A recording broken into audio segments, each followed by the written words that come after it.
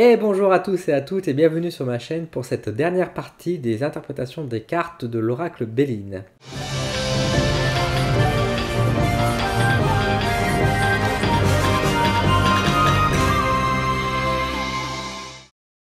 Alors on se retrouve aujourd'hui donc pour cette dernière vidéo, parce que je pense que 3 vidéos ce sera déjà pas mal, pour l'interprétation de l'oracle Béline. J'irai un peu plus vite sur cette partie-là, parce que vous allez voir finalement qu'il y a beaucoup de cartes, qu'il n'y a pas grand-chose à dire, il n'y a pas beaucoup d'interprétations supplémentaires. Quand je dis de toute façon l'oracle Béline, il est clair, il est direct, et je pense que vous l'avez déjà un peu aperçu, c'est que de toute façon, il n'y a pas forcément beaucoup d'interprétations, on va dire, imagées possibles avec l'oracle Béline. Les messages sont très clairs, les énergies sont très fortes et puissantes à ce niveau-là. Comme d'habitude, je précise que je vous donne à travers cette vidéo mon interprétation personnelle pour vous aider à vous ouvrir sur les champs des possibles sur l'interprétation des cartes de l'oracle Béline. À vous de trouver votre propre interprétation. Cette vidéo n'est juste une aide supplémentaire pour vous accompagner, pour vous débutants ou même un peu plus, on va dire non débutants, pour vous aider à peut-être à dévoiler, à découvrir de nouvelles façons aussi de travailler avec l'oracle Béline. Comme la dernière fois, je ne traduis pas les cartes à l'endroit et à l'envers. Moi, je les utilise que de manière à l'endroit. Si vous voulez les utiliser à l'envers, vous êtes libre. Moi, je ne les interprète qu'à l'endroit. Alors, pour cette dernière partie, comme je dis, je vais aller un peu plus vite parce que je vais traduire les cartes, les dernières cartes. Donc, il y aura des cartes que je vais appeler les cartes neutres finalement, les cartes qui vont remonter les grosses thématiques et donc sur lesquelles, bon, je ne vais pas forcément aller beaucoup plus loin là-dessus. Et je vais également interpréter une série de cartes que j'interprète à ma façon, à ma manière. Peut-être certaines personnes d'entre vous vont dire, c'est bizarre, il n'y a pas parlé de cette carte-là dans telle thématique, etc. Et parce que moi, je les interprète de manière assez subjective et assez différente, je pense, de la plupart du monde. Et du coup, je les ai voulu les classer un petit peu à part. Alors on va commencer tout de suite avec les cartes qui vont être orientées, donc les thèmes un peu neutres finalement, les cartes qui sont là pour présenter une thématique, des choses comme ça. Et on va commencer tout de suite avec la carte de la campagne et de la santé. Alors la campagne et la santé, écoutez, c'est pas bien compliqué, c'est une carte qui est là pour donner un thème. Quel thème? La santé. Alors santé, encore une fois, maladie, santé, il faut faire la distinction entre ces deux cartes. La santé, c'est pas quelque chose de négatif, c'est pas quelque chose non plus de positif, parce qu'on pourrait dire, tiens, il y a une carte négative, on pourrait avoir le penchant positif. La carte de la santé est là pour nous dire notre corps de manière générale. Plus que notre corps, c'est l'idée de repos également, parce qu'il y a la carte de la campagne, il y a un peu l'idée justement de prendre soin de soi, qui ressort beaucoup avec cette carte-là. Donc c'est pour nous indiquer notre corps finalement, nos douleurs, notre santé de manière générale, de faire attention, de prendre soin.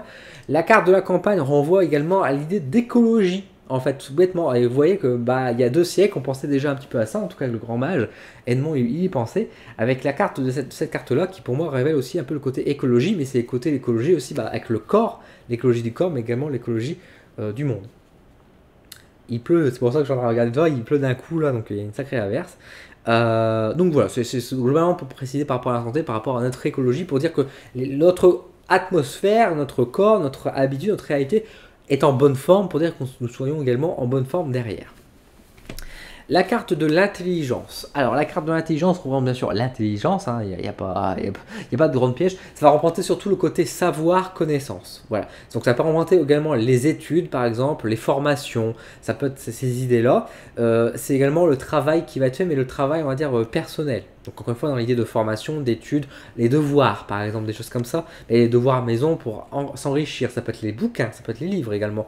Donc c'est vraiment le côté savoir, connaissance.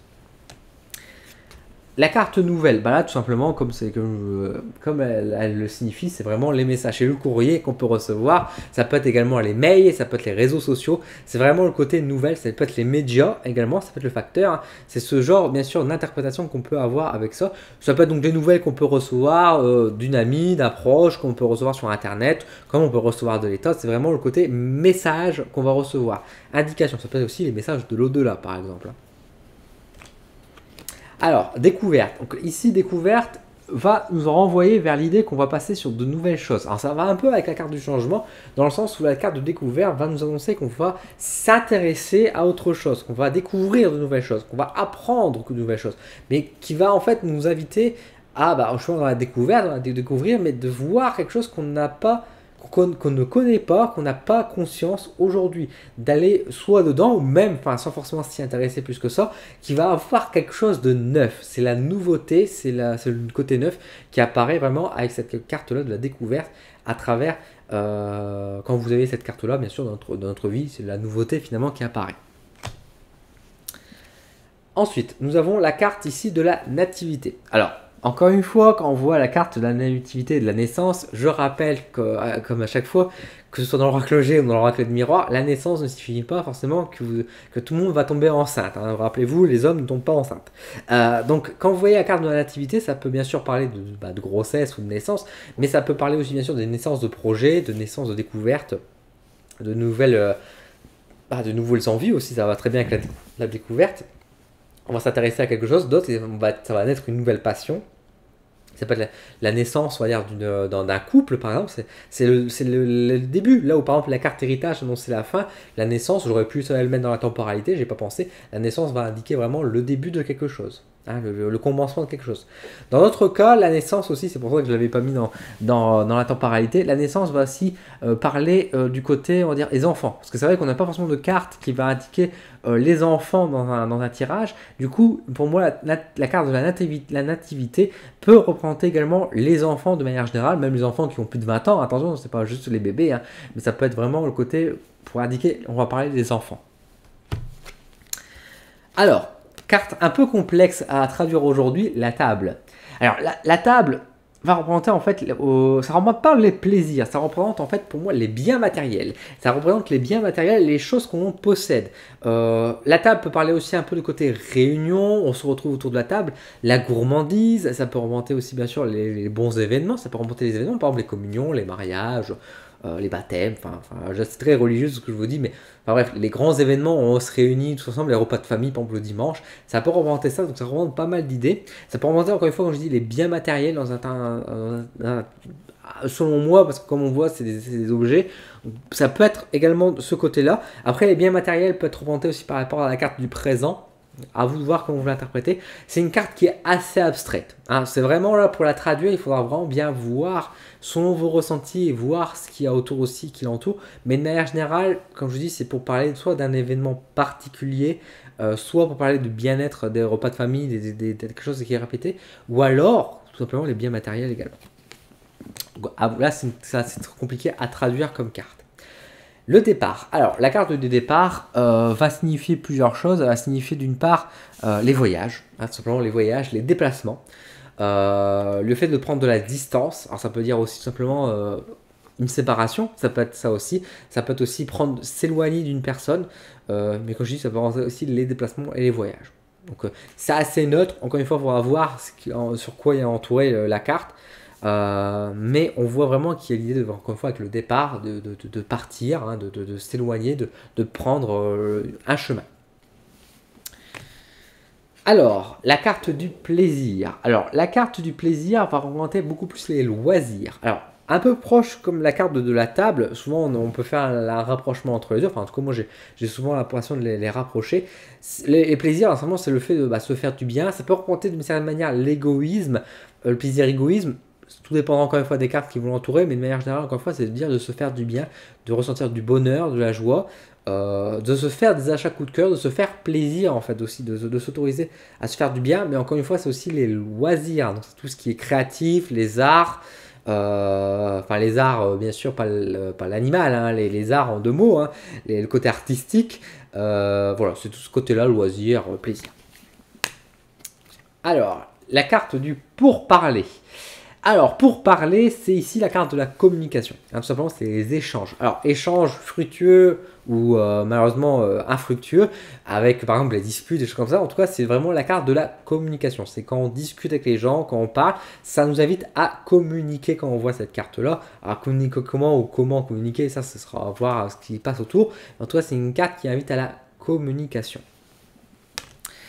Alors, les pénates. Les pénates. Alors là, les cartes, cette carte-là, les pénates, donc fait référence bien sûr aux fenêtres. Donc ça serait sans doute l'ouverture, des choses comme ça. Moi, je ne l'interprète pas de manière ouverture, moi je l'interprète de manière générale aux maisons. Donc, vous voyez comme quoi je n'interprète pas forcément toujours les cartes de la manière où il faut. La maison, en fait, ça représente une tour, et donc pour moi, ça représente vraiment le côté immobilier, en fait. Donc ça peut représenter à la fois la solidité, quelque chose qui est ancré et donc solide, qui comme un roc, j'ai envie de dire. Mais qui peut être aussi vraiment le côté, quand je dis les maisons, donc ça peut être dans les déménagements, des choses comme ça, quand on a la carte du départ, et cette carte-là, moi je vois beaucoup les déménagements par exemple, à travers ça, l'envie d'avoir une nouvelle maison, ou alors d'avoir une nouvelle, encore une fois, quand je dis maison, il faut voir au sens large aussi, on va dire sa zone de confort aussi, sa sécurité, ça peut être aussi les appartements, ça peut être, enfin voilà, c'est vraiment soyez créatifs, soyez ouverts.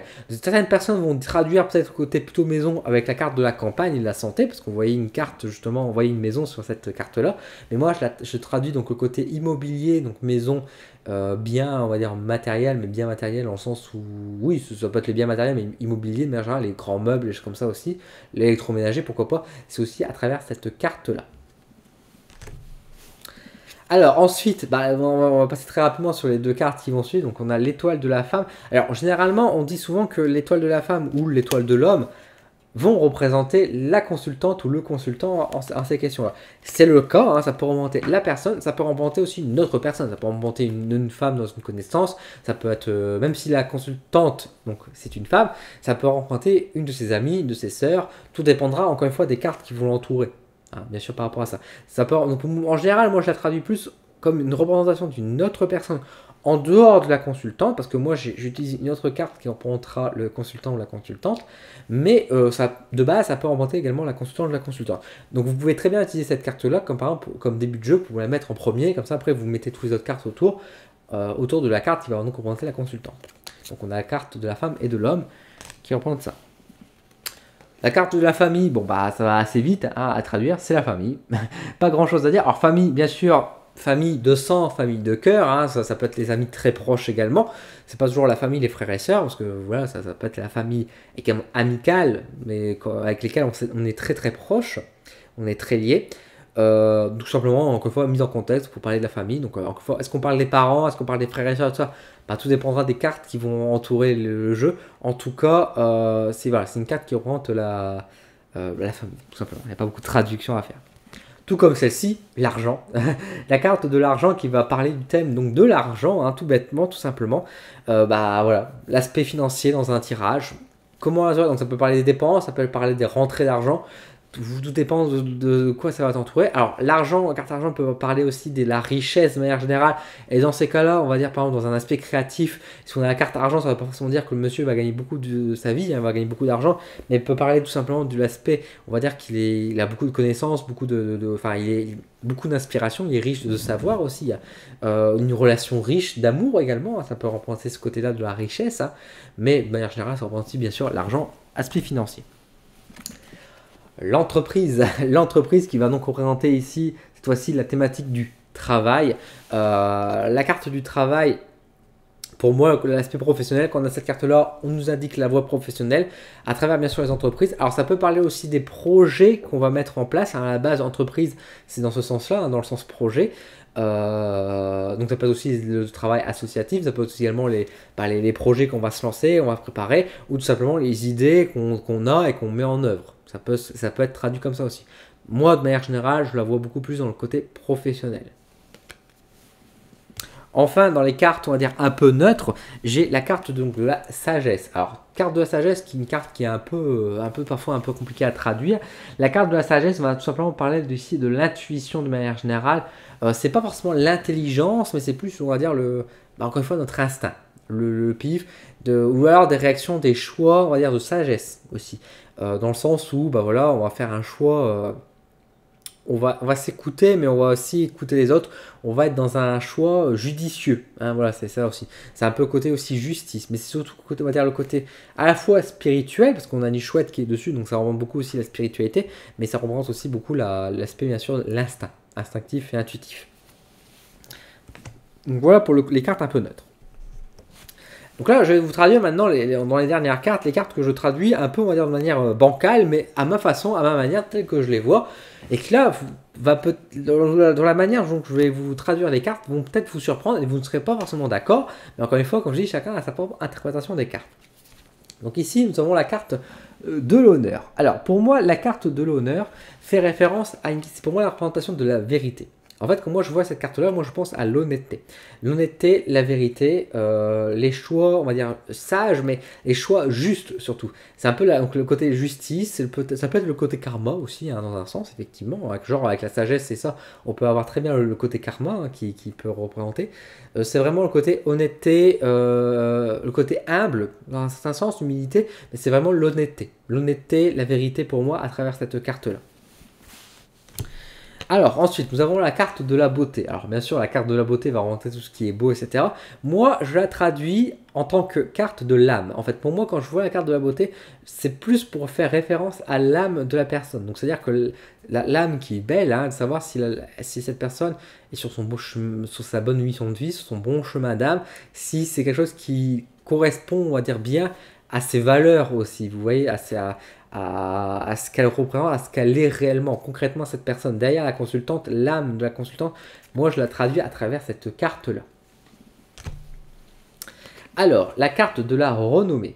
Alors pour moi, la carte de la renommée fait référence en fait à tout ce qu'on peut dire sur vous, c'est l'image que vous représentez aux yeux des autres en fait. Donc tout ce qu'on peut dire sur vous, ce qui vous parvient à vos oreilles, chose que vous pouvez déjà savoir aussi à l'avance. C'est vraiment le côté, parce que bien sûr la carte de la renommée c'est un peu le succès, ça peut être la gloire, mais moi je l'interprète plutôt sur la vision qu'ont les gens ont de vous. Donc ça peut être aussi des visions un peu négatives, un peu pessimistes, un peu les choses qu'on dit de vous en fait, c'est des choses comme ça, c'est un peu ce que vous émettez comme image, comme lumière aujourd'hui dans votre réalité. Alors, la carte de l'eau. Alors, bien sûr, la carte de l'eau va envoyer l'idée du côté donc, du lâcher prise d'une part. Donc, l'idée de laisser faire les choses, laisser les énergies, laisser les vagues se faire. Moi, la carte de l'eau aussi, vu que c'est un petit bateau, ça va représenter aussi la voiture. Tout simplement, les voitures, la voiture, les moyens de transport de manière générale. Quoi. Ça ne représente pas forcément le déplacement, parce qu'on avait le départ qui, pour moi, était plus le côté justement déplacement. Mais ici, pour moi, l'eau, en fait, va représenter souvent les véhicules de transport également. Alors, ne me demandez pas vraiment pourquoi, je pense que c'est le côté bateau qui représente un peu cette image-là pour moi. Mais bien sûr, c'est aussi le côté lâcher prise, du voyage, finalement, de l'introspection dans un certain sens. Mais pour moi, ça représente aussi le côté vraiment un peu plus terre à terre également, ironiquement, avec les véhicules, justement. Alors, la constance. Alors, une carte qui aussi qui de base représente plutôt l'idée justement que les choses ne sont pas ancrées, ne sont pas solides et donc sont fragiles. Mais moi, je l'interprète pas du tout comme ça. Je l'interprète pas du tout comme ça, la carte de l'inconstance. En fait, moi, je l'interprète comme message des guides. Donc tout simplement, en fait, c'est quand je vois cette carte, je regarde les cartes qui sont autour de cette carte-là, parce que je me dis, bon, cette carte-là veut dire que les guides veulent dire quelque chose. Alors bien sûr, toutes les cartes veulent dire quelque chose de la part des guides, mais que là, les guides veulent la soutenir, ils veulent insister sur un point particulier, c'est le soutien des guides. Alors je parlais de la carte de l'appui aussi, hein, qui était très proche à ce niveau-là, mais vraiment, pour moi, le côté inconstance de cette... voilà, de cette tête qui souffle, en fait, moi, c'est un peu aussi l'inspiration du souffle des anges, en fait, qui nous arrive. Alors, beaucoup de monde vont nous dire que c'est pas du tout comme ça qu'il faut interpréter cette carte-là, mais encore une fois, chacun a sa méthode, mais je vous montre aussi que comme quoi, on peut très bien avoir une interprétation tout à fait différente, mais très bien savoir s'utiliser dans un jeu comme le Béline, par exemple.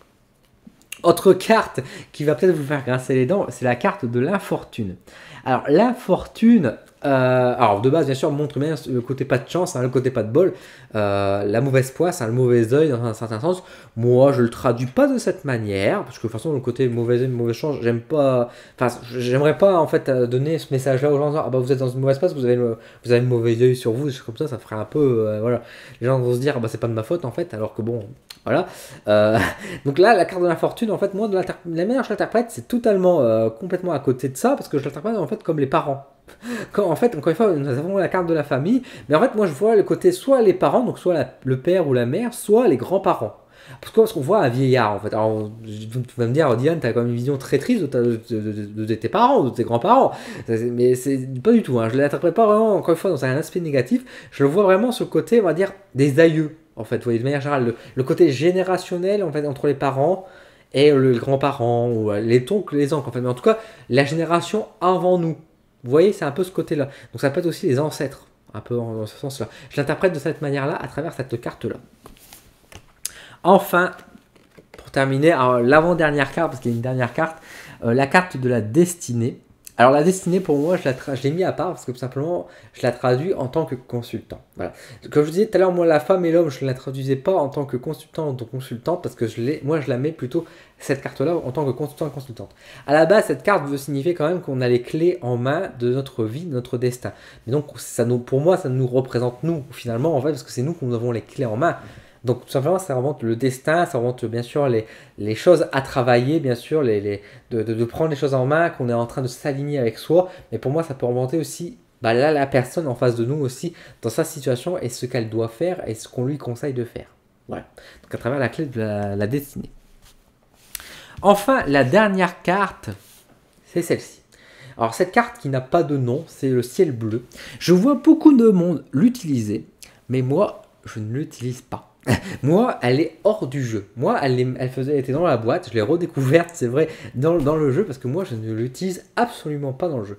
Alors, il y a peut-être beaucoup de monde qui vont dire, oh mon dieu, mais Lilian ne l'utilise pas. Alors, en fait, cette carte-là, si vous avez l'oracle du miroir, elle représente un peu le miroir magique. Ça représente un peu. Alors, il y a beaucoup d'interprétations. Il y a beaucoup de monde qui soit l'interprète comme quelque chose de vraiment. C'est la magie, c'est vraiment le truc qui efface toutes les méchancetés et que voilà, tout est bien. Certaines personnes vont la traduire comme étant la consultante de la consultante. Certaines personnes vont la traduire en tant que carte qui vont représenter, on va dire, les êtres magiques, hein, là-haut, le paradis. D'autres vont l'interpréter comme la mer, l'océan, le côté bleu, hein, etc. Quelque chose à travailler, à lier. Cette carte-là pour représenter aussi la carte Joker, donc c'est-à-dire que ça peut, si vous avez perdu une carte, vous pouvez mettre cette carte-là à la place pour la représenter l'autre. Bon, moi j'aime pas trop cet aspect-là. Moi je la mets à part parce que tout simplement, je ne vois pas l'utilité de cette carte-là dans l'oracle BI. Tout simplement. Alors vous allez dire, bah, pourtant une carte qui efface toutes les mauvaises choses, pourtant ça pourrait être utile et tout ça. Mais en fait, je ne vois pas sa place. En fait, moi quand je vois cette carte, je vois du vide. Cette carte, regardez là, c'est du vide. Donc pour moi, elle ne représente rien du tout. Pour moi, c'est une carte bonus, c'est une carte qui... même l'oracle, par exemple, dans l'oracle du miroir, elle a un peu le même rôle avec l'oracle du miroir, dans le sens où on a le miroir magnétique. Vous savez, c'est cette carte que moi je mets toujours à part dans l'oracle du miroir, que j'utilise, mais que je mets toujours au centre de mes questions, qui va remonter la question ou le consultant en début de carte. Bah, cette carte-là pourrait avoir le même effet. Sauf que bah, moi, j'ai déjà d'autres cartes qui vont représenter la consultante et la consultante, du coup, je m'en sers pas. Du coup, moi, cette carte-là, hop, je la range, je m'en utilise pas. Parce que le jeu suffit à lui-même avec ses 52 cartes. Encore une fois, vous voyez, mon interprétation est quand même très subjective dans ma manière de faire. Et je suis sûr que dans pas mal d'ouvrages, etc., il y a beaucoup de monde qui vont vous dire bah, la carte bleue va se servir dans tel contexte, etc. Et je vois beaucoup de médiums et de voyants l'utiliser. Et il n'y a pas de souci à ce niveau-là. Chacun a sa propre méthode, chacun a sa manière de faire. Moi, je n'utilise pas la carte bleue. Voilà pour vous, pour cette dernière partie donc, de vidéo. J'espère que ça vous a plu. Je pense que ça a été peut-être plus surprenante que les dernières. Mais en tout cas, je pense que ça peut aider à vous ouvrir sur certains aspects sur l'oracle bélier, de vous trouver une nouvelle interprétation. C'est pas là pour vous dire que c'est comme ça qu'il faut interpréter encore une fois les cartes, mais c'est juste une manière de faire et puis peut-être vous donner une inspiration, c'est le but de ces vidéos, pour vous aider à mieux travailler avec l'oracle Blind, pour avoir peut-être un peu moins peur aussi de cet oracle. J'espère que ces vidéos vous ont plu. Si c'est le cas, n'hésitez pas à me le dire en commentaire. Dites-moi aussi qu'est-ce que vous en pensez des cartes et comment vous les interprétez. Je vous donne rendez-vous donc très bientôt sur ma chaîne pour encore une fois de nouvelles vidéos. Et je vous remercie d'avoir suivi cette grande aventure avec moi de l'interprétation de l'oracle Blind. Merci et à bientôt.